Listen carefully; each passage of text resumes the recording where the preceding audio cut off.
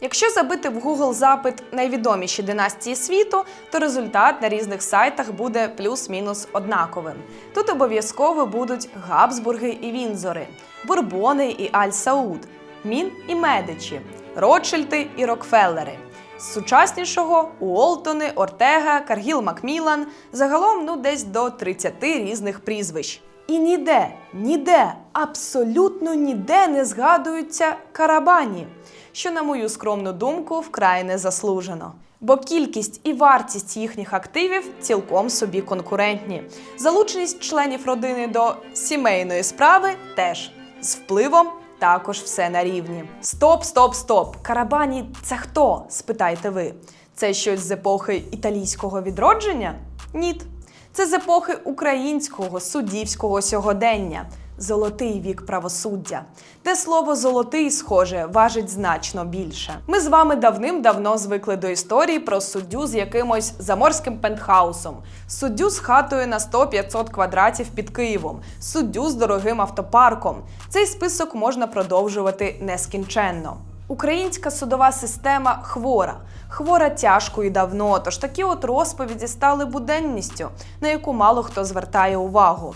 Але сьогодні я таки зумію вас здивувати. Бо сьогодні ми розкажемо про цілий клан, династію. Божечки, яким же спаскудженим стало це слово тепер. Коротше, про закриту сімейну структуру зі своїми людьми, своїми правилами і, звісно ж, своїм вражаючим капіталом. Я назву імена, посади, покажу божевільну кількість активів однієї конкретно взятої родини, яка має геть непересічний вплив в українській судовій системі. Отож, привіт! Мене звуть Настя, ви дивитесь Bihus.info, і сьогодні ми детально розберемо, як живе чи не найпотужніший і наймасштабніший у всій Україні клан вершителів правосуддя. Та перед тим, як ми почнемо, перевірте підписку на наш канал і натисніть на дзвіночок, щоб не пропускати наші нові відео. Ну і влаштовуйтесь зручніше, бо ми тут надовго. Таких масштабів я не бачила давно. Що, готові? А тепер погнали!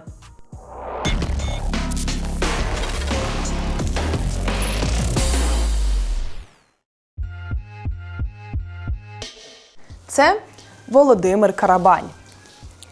І першим в списку він йде геть не випадково, бо ж саме його ЗМІ ще кілька років тому назвали засновником найбільшої суддівської династії в Україні. У далекому 1985-му Стіва Джобса драматично звільнили з власного Apple. Гурт а-ха випустив свою легендарну «Take on Me» в парі з дуже крутим кліпом.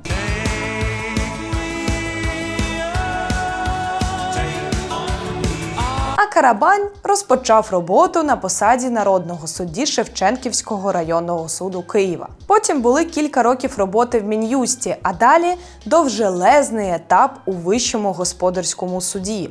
З перервою у 2000-х, коли Карабань очолював Державну судову адміністрацію. За ці довгі роки роботи Володимир Карабань встиг потрапити у кілька скандалів. Зокрема, за словами правозахисників, у 2014 році суддівська колегія на чолі з Карабанем встановила своєрідний рекорд. Розглянула касаційну справу за 3 хвилини. У нарадчій кімнаті судді загалом пробули 40 секунд. Можливо, таку спритність можна пояснити тим, що це було рішення в інтересах підприємства Ріната Ахметова. Почему я хочу победить бедность? Да потому что я ее ненавижу. Трохи пізніше ЗМІ вибухнули статтями про саму суддівську родину Карабаня і величезну квартиру у центрі Києва, яку набула у власність його тоді ще дружина. Журналісти стверджували, що вартість житла була сильно заниженою. Хоча сильно це ще, м'яко кажучи, вона була у приблизно 50 разів заниженою. Невдовзі в перші дні 2018 року Карабань завершив суддівську кар'єру. Ось це, власне, і сама Яна Карабань. Тепер вже колишня дружина Володимира Карабаня і діюча суддя Господарського суду міста Києва. Свій шлях у системі правосуддя розпочала у 2012 році у Господарському суді Донецької області, а у 2014 році була переведена у Київ. Яну Карабань в медіа звинувачували не тільки у недостовірному декларуванні вартості квартири, а й зарплати. Певний час жінка нібито просто її не декларувала. Це Сергій Євдокіменко. Він брат Яни Карабань, а заодно засновник адвокатського бюро. Бюро, щоправда, існує трохи більше року, але це не так суттєво. Суттєво буде, коли дійдемо до активів. Поки просто знайте, що Євдокіменко існує і він брат Яни Карабань. А, стоп, ні, є ще одна його характеристика. І з нею допомогли теги в GetContact. Зокрема, частина користувачів підписала номер Євдокіменка як номер чоловіка Катерини Овод, прокурорки відділу міжнародно-правового співробітництва Харківської обласної прокуратури. Я не знаю, чи перебували або перебувають вони в офіційному шлюбі, але мають доньку. Тим не менш, Євдокіменка в декларації Овод жодного разу не світила. Так само, як і сама, в принципі, не світилася в медіа. Донедавна. Бо влітку 24-го про Овод таки згадали в ЗМІ. У контексті купівлі квартири, левову частку грошей, на яку жінці подарувала матір-пенсіонерка. Кажу ж, дійдемо до активів, буде пекельно. А ось це Владислав Сулім. Він племінник Володимира Карабаня і суддя Північного апеляційного господарського суду. Судді Владиславу Суліму з дружиною родичі подарували більше 1 мільйона гривень. Я хочу відразу вас запевнити в тому, що мною не були порушені вимоги статті 23 закону про запобігання корупції. Ці подарунки, договори про ці подарунки, вони не є нотаріально засвідчені, з них сплачені всі збори і податки. Суддя переконує, якщо вже атестаційна комісія не знайшла жодних проблем, то нам взагалі немає сенсу цікавитись. А ще у Владислава Суліма є сестра Ганна. І працює вона зараз у касаційному господарському суді у складі Верховного. Вона не суддя, але в системі працює з 2007 року. А її чоловік Олександр Прокопенко – заступник керівника апарату Окружного адміністративного суду міста Києва. І ось ще Володимир Карабань. Ні, я не пішла на нове коло. І знаю, що Володимир Карабань був на початку, тільки то Якович, і він з вищого господарського, а другий – Миколаєвич, він його другий племінник. І до середини 2021 року суддя Печерського райсуду Києва. Фух, я навіть просто перелічувати їх втомилася. Але зацінили масштаб? Не родина, і це ще не вся, а цілий форпост законників. І оцей форпост за останні кілька років обріс активами, що за нинішніми ринковими цінами можуть потягнути десь на 2,5 мільйони доларів. Так, 2,5 мільйони доларів. Що ж, втомилася від прізвищ, тепер втомлюся від адрес і описів. Галя, Боже, понакупляють, а ти шукай. Завершивши суддівську кар'єру у 2018-му, Володимир Якович Карабань, як і решта його колег-суддів, отримав довічне утримання. Наприклад, у 2021-му це було близько 800 тисяч гривень на рік, чого, в принципі, мало б цілком собі вистачити на безбідну старість для пересічного українця. До того ж, за кілька років суддя у відставці ще й приватизував квартиру у Києві, тож і житлове питання було закритим. Здавалося б, що ще потрібно? Та що завгодно. Попри те, що у відставку Карабань йшов з відносно скромними грошовими заощадженнями на рівні десь 1550 гривень в нього самого, і ще орієнтовно з 1 мільйоном гривень в дружини, яка в результаті стала колишньою, у березні 2024-го суддя прикупив ще одну квартиру в елітному ЖК бізнес-класу «Львівська площа». Майже центр міста, панорамний вид на історичний Поділ, закрита територія та підземний паркінг. Зараз подібні квартири з голими стінами коштують близько 120 тисяч доларів. Ще через рік, у 2025 році, Карабань придбав паркомісце. Але не у Львівській площі, а у ЖК комфорт-класу «Форвард». Орієнтовна вартість майже 50 тисяч доларів. Взагалі паркомісця – це якась родинна пристрасть суддівської династії. Але про це згодом. У відставці у користуванні судді з'явилося і авто – Volkswagen Touareg 2019 року, на якому він почав ловити штрафи ще з 2024-го. Таке авто наразі коштує в районі 40-50 тисяч доларів. Цікаво, що зараз цей Touareg записаний на Сергія Євдокіменка, вже згаданого раніше брата колишньої дружини судді. І справді, навіщо Volkswagen, якщо за останні кілька років чоловік обріз цілим автопарку. За цей час у Євдокіменка з'явилась і Tesla Model 3 2020 року, і Audi Q4 e-tron 2023. Я вже згадувала, що Сергій Євдокіменко значиться засновником адвокатського бюро, якому трохи більше року. Тож воно навряд встигло щось суттєве принести. Є ще приватне підприємство «Інфопро». Хоч це вже і не новий бізнес. Контора існує з 2007 року з основним напрямком комп'ютерне програмування. Сам Євдокіменко там з травня 2024-го. Щоправда, дохідністю підприємство похизуватись не може. Згідно даних аналітичної системи «Юконтрол», минулого року підприємство заробило та нічого, бо пішло в мінус на 19 тисяч гривень. А позаминулого був плюс, невеличкий, у 135 тисяч гривень. На комплекти гуми для автопарку вистачило б, на самі авто – ніт.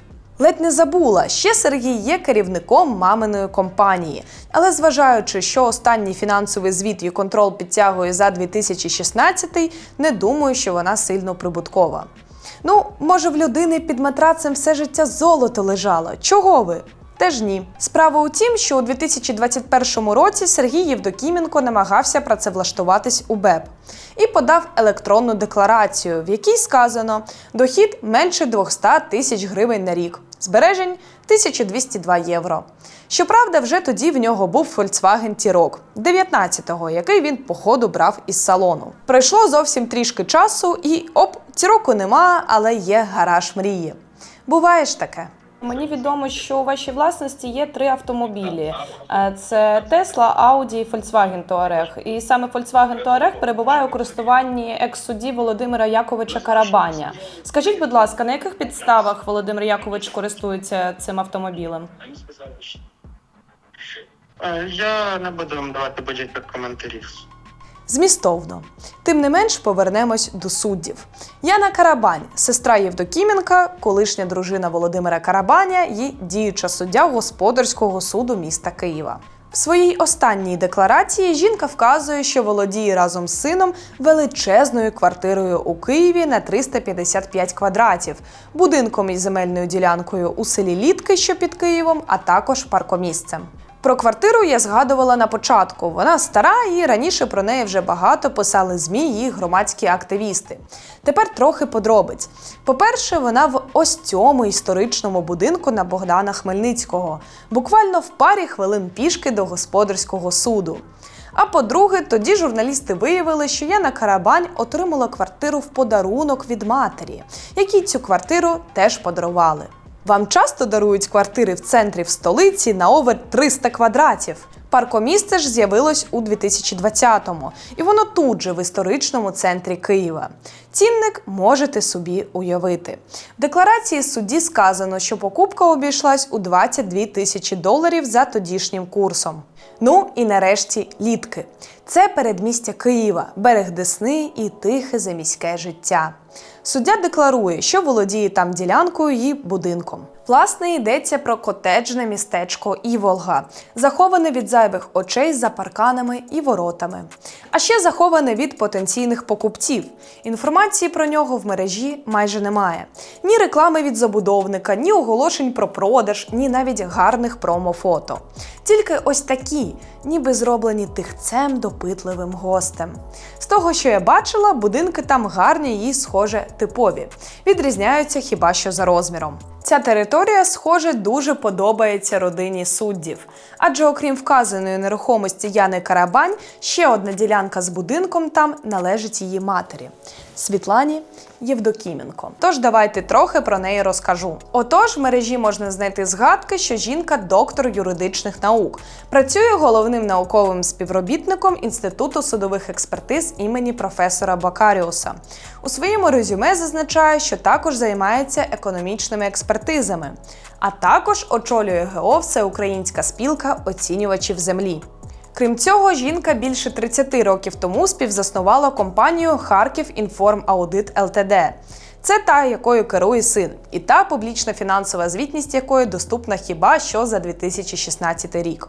Ще в цієї товки є дочірнє підприємство «Універсал Експерт», але і там останній публічно доступний звіт за 2018. Тим не менш, за останні кілька років Світлана Євдокименко суттєво розширила свій портфель нерухомості. Окрім землі її будинку в Літках, вона у 2023 році отримала від сина Сергія у подарунок трьохкімнатну квартиру в Сталінці на Прорізній.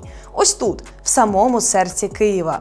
В пішій доступності Хрещатик, Майдан Незалежності, Золоті Ворота. Коротше, старий Київ. Центральніше нікуди.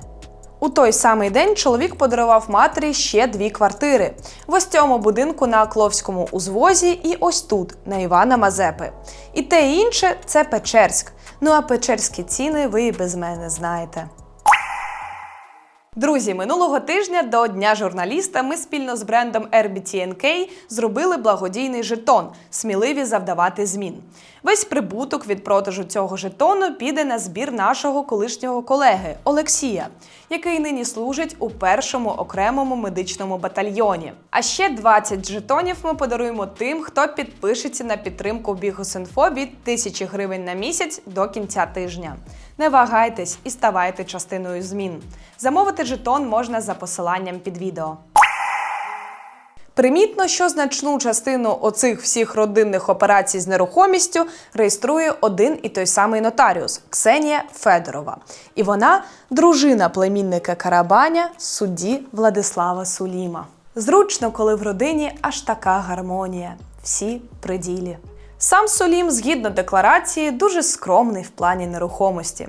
В нього є 30-метрова квартирка в столиці ще з 2000-х років, паркомісце, користування старенькою квартирою тещі і, звісно ж, службове житло. А от в дружини з цим ділом справи йдуть значно краще.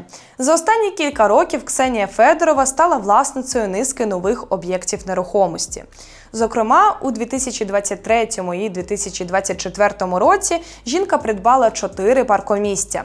Всі у ЖК «Комфорт Таун». Це, мабуть, до ще парочки у ЖК «Пори року», які в неї з'явились раніше. Зараз паркомістя в «Комфорт Тауні» коштують близько $18 тисяч. В ЖК «Пори року» продають за $25 тисяч. Тобто загалом маємо лише паркомісць на більш ніж $120 тисяч по нинішнім цінам. Непогана інвестиція. Не відстає і матір судді – Лідія Сулім. Ні, навіть не так. Матір судді перевершила невістку. 71-річна жінка з серпня 2023 по травень 2024 року набула у власність цілих 8 паркомісць і теж у паркінгу «Комфорт Тауна». Жінка майже 30 років зареєстрована як ФОП з основним видом діяльності – постачання готових страв. Ну і так, цей парковірус не оминув і тещу судді Суліма Наталію Федорову. Враження, що вона прагнула постояти за доньку і тому вклалась у ще більше парковок, ніж сваха.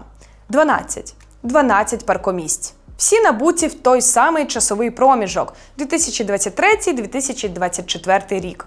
І всі в тому ж ЖК. Наталія Федорова теж має ФОП. Основний вид діяльності пов'язаний з освітою, ну і десь в самому низу приховався, знову ж таки, кейтеринг. До того ж, жінка регулярно отримує заробітну плату від Департаменту освіти і науки Запорізької міської ради. Не те, щоб супервисоку зарплату, але й не мінімалку, з якою останнім часом в неї набігало по 300-400 тисяч гривень на рік.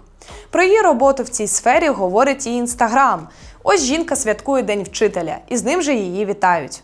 Так, давайте трохи підсумуємо. В жінок з родинного кола судді Суліма в розпорядженні 26 паркомісць.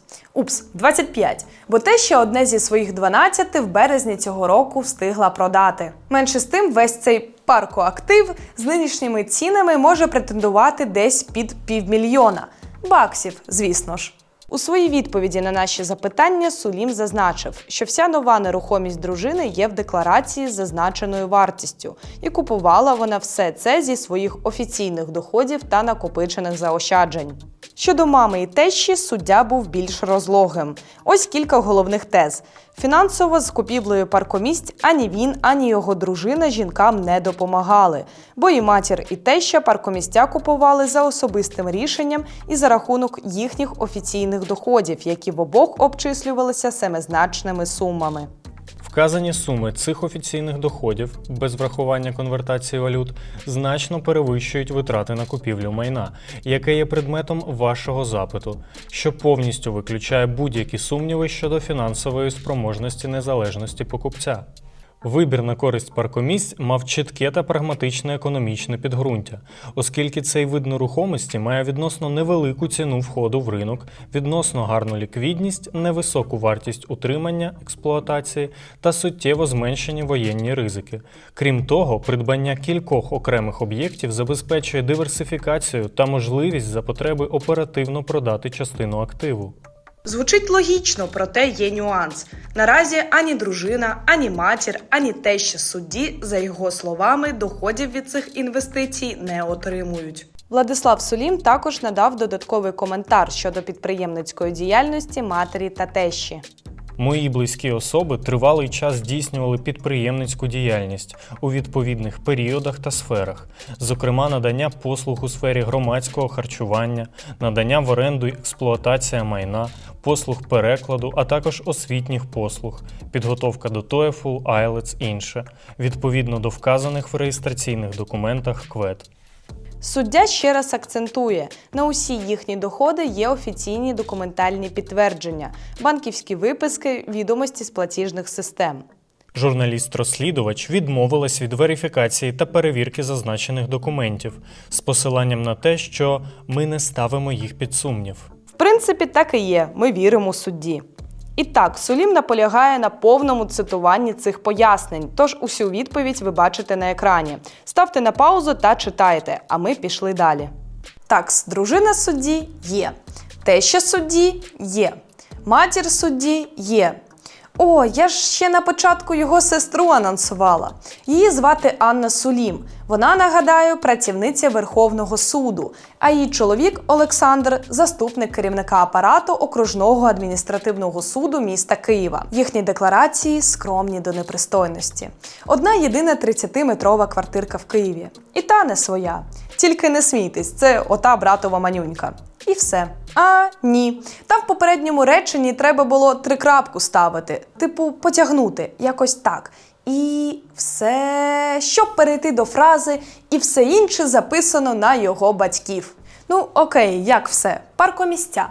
Так, знову бісові паркомістя. І знову в Комфорттауні. Тамара і Петро Прокопенки мають по 3 паркомістя у Комфорттауні, набуті у власність у квітні 2025 року. При цьому пані Тамара, наприклад, до кінця 2020 року була депутаткою однієї з сільських рад в Черкаській області і декларувала дохід на пару з чоловіком на рівні менше 100 тисяч гривень заробітку на рік. Збережень в родині не було взагалі. І от пройшло трохи часу, і сім'я купує найнеобхідніше – 6 паркомісць в Києві, ціна яких нині over 100 тисяч доларів. Ну, таке враження, ніби сама Вероніка Феншуй їм раптових грошей наворожила. Але ж, от біда, це була родинна гілка тільки самого судді Суліма, а в його дружини нотаріуса теж є рідня. Про маму ми вже згадували, а от, наприклад, батько – Іван Федоров. Будете сміятися, але в 2000-х роках він теж був суддею. Ні, не просто суддею, колись навіть головував у господарському суді Запорізької області. У нього нова сім'я, де нова дружина, Олена Федорова, теж не так давно була суддею. Того ж суду, де колись головував Федоров. Відповідно, нова дружина аж до звільнення подавала декларації. В останній, за 2023, ми й побачили, що у них з'явився новий будинок і земля під ним. Не в Запоріжжі, якщо що. У вересні 2022 року чоловік взяв і придбав землю і будинок під Києвом у котеджному містечку Голдфіш у Лебедівці на дамбі Київського водосховища. Це я вже підводжу до того, що покупка ця дуже дорога. Закрита територія, ліс, берег каналу Дніпра з власним пляжем і човновим причалом. В декларації зазначено, все це обійшлося у 3,5 мільйони гривень. За таких розкладів офіційних доходів родини вистачило б на таку купівлю. Але є нюанс. На момент покупки такої тихої розкоші ціни в цьому містечку стартували від 8 мільйонів гривень. Невже знову спеціальні знижки для суддівських родин? А можете пояснити, як змогли купити будинок з такою знижкою? Ця ціна зазначена в договорі купівлі-продажу, і договір купівлі-продажу посвідчений. Тобто я зазначала саме ту ціну, яка зазначена в документах. В документах. І ви фактично купили будинок за таку ціну, ну, ваш чоловік. Так. Ага, це були, можливо, якісь акції від забудовника? Я не знаю, я не в курсі, мені зараз не дуже зручно говорити. Але навіть попри такий касовий розрив, Федоров з дружиною пішли обростати ще паркомісцями та квартирами у ЖК «Покровський посад» в Києві. Причому вони там нічого не купували. 4 паркомісця та 2,5 квартири дісталися їм як подарунки чи спадщина. Скажу кілька слів про сам цей ЖК. Він на Подолі, з закритою територією, посиленою охороною, великим підземним паркінгом і остогидлою вже приставкою «елітний». Площами і конфігураціями вантажити вас вже не хочу, тому перейду одразу до ціни. Вся нерухомість, подарована, успадкована подружжям, тут коштує орієнтовно $500,000 по нинішнім цінам. І отут ви могли б здивуватися, а що паркомістя в Комфорттауні? Нема? Є. 4 паркомістя там записані на доньку нової дружини Федорова від першого шлюбу. Дівчина студентка, і коли все це купувала, їй було 19. Божечки, я ніколи не думала, що можна втомитися від розкоші. Ну, хоча окей, я ж не від розкоші, а від її описування. Тож, продовжимо. Сулім, як я згадувала, не єдиний суддя-племінник Володимира Карабаня. Є ще один, теж Володимир Карабань. Мала б пістолет, встрелилась би вже, мабуть, бо щось я не вивожу ту династію. Так ось, Карабань-молодший був суддею Печерського райсуду і у 2021 році пішов у відставку з довічним утриманням. За період своєї роботи він встиг вляпатись у кілька скандалів. Це він був у списку суддів, відставку яких вимагав ще президент Віктор Ющенко за порушення присяги. Це він свого часу дозволив виїхати за кордон екс-керівнику Держінвестпроєкту Владиславу Каськіву, який підозрювався у привласненні державних коштів. У 2018 році Карабань вирішив, що показники алкотестеру не є доказом, тож закрив адміністративне провадження проти давнього соратника на той момент генпрокурора Юрія Луценка Ярослава Максимця. Суддя послався на те, що драгер, яким проводили вимірювання, не входив в затверджений МВС перелік. Знаєте, в мене їх просто більше 1000 штук. Відверто скажу, можливо, помилково закрилося. Ох уж ці випадковості. Був іще епізод. Прямо перед відставкою у 2021 році суддя Карабань звільнив від відповідальності Анастасію Константінову, на яку копи склали протокол за п'яне водіння. Парадокс не тільки в самій історії, а й у тому, що дівчина – скандальна донька іншої судді Печерського райсуду – Крістіни Константінової. Скандальна вона, бо колись аж настільки взялася захищати російського співака в соцмережах, що до теми Криму дійшла. Хотела высказаться насчет новостных событий, связанных с одним из любимых русских исполнителей, Бастой, который приехал в Киев. И я читаю в новостях, что ему доказывают, рассказывают, что Крым наш, бегают, что за ним не дают человеку отдохнуть, в заведениях каких-то. Какое-то наше быдло украинское, угомонитесь, он артист, что он выступал в Крыму, это ничего, вообще не значит, он уже не наш, смиритесь с этим. Можливо, Карабань просто поспівчував дівчині, як професійний автолюбитель. В самого судді є Hyundai Santa Fe 2024 року випуску, куплений минулоріч, та Merc Є-класу 2014-го, куплений у 2024-му. Але ловив він штрафи не тільки на них, а ще й на Audi Q8, які зараз коштують $60. Сама машина оформлена на односельчанина Карабаня-молодшого. Ой, забула, ще є кілька штрафів на прадіку. Це татова машина і не така вже й нова. Згадала про батька Карабаня-молодшого, тож доведеться і кілька слів про нього сказати. Микола Карабань колись був співзасновником фермерського господарства, але фірма закрилася ще у 2013-му, якраз тоді, коли з'явився прадік. А до машини треба що? Правильно, трошки хат. Тож за останній час чоловік став власником 7 квартир її будиночку в довісок. Тут тобі і економ-клас неподалік Десни в Чернігові, який він купив, і економ, і комфорт-класи на київських теремках, які батьку судді подарували, і цілий жмуток комфорту в кришталевих джерелах на тих же теремках, які також дісталися в подарунок. На будинку зупинюсь детальніше. В кінці 2023 року батько судді став власником ось цього величезного маєтку в Гатному, що у передмісті Києва. По документам тут 250 квадратів. На сайті OLX Нерухомість можна знайти різні варіанти під зовсім різний бюджет у цій місцині. Я спробувала підібрати щось схоже і знайшла ось такий будинок без ремонту, який продають за $219 тисяч. Давайте підсумуємо. За останні плюс-мінус 5 років оця от суддівська династія набула у власність майна, і це тільки те, що на поверхні, що нині може сміливо претендувати на понад $2,5 мільйони.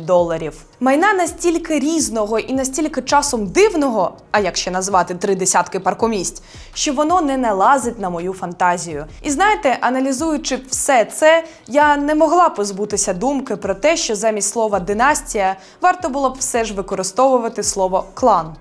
Знаю, що було складно, але на сьогодні в мене все. Якщо було цікаво, ставте вподобайку і поширюйте це відео друзям.